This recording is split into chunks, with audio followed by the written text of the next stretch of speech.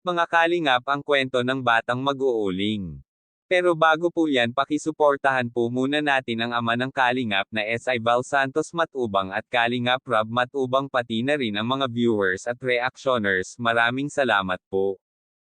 Mga kalingap, may bagong natagpuan na naman ang Team Kalingap na tutulungan yan ang batang mag-uuling na si Terso na 6 na taong gulang pa lamang ay nag-uuling na siya kasama ang kanyang tatay.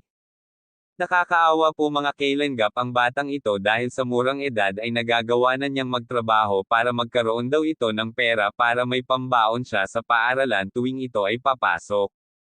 Nakatira sila ito sa bundok na kung saan ay wala sila kapitbahay at ang tanging bahay nila lamang ay gawa sa terepal at tagpi-tagpi, basta lang daw hindi sila ito mabasa kapag umuulan.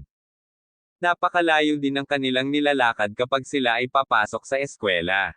At ang tanging hiling ni Terso ay ang kanyang nanay ay ang magkaroon ng simpleng bahay lamang at pang-araw-araw na pangangailangan.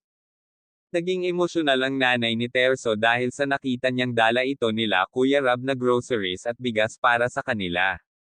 Pinigyan din ito ni Kuya Rab ng pera para may magamit sila sa kanilang pang-araw-araw na pangangailangan.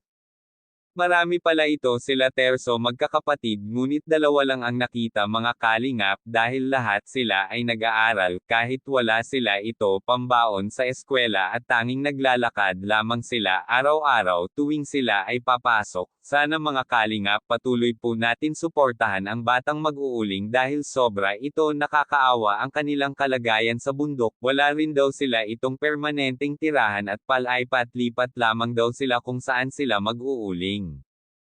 Kaya, hanggang dito na lang po mga kalingap. Kung bago lang po kayo sa channel ko ay pa-like and subscribe my channel. Thank you for watching. And God bless us all.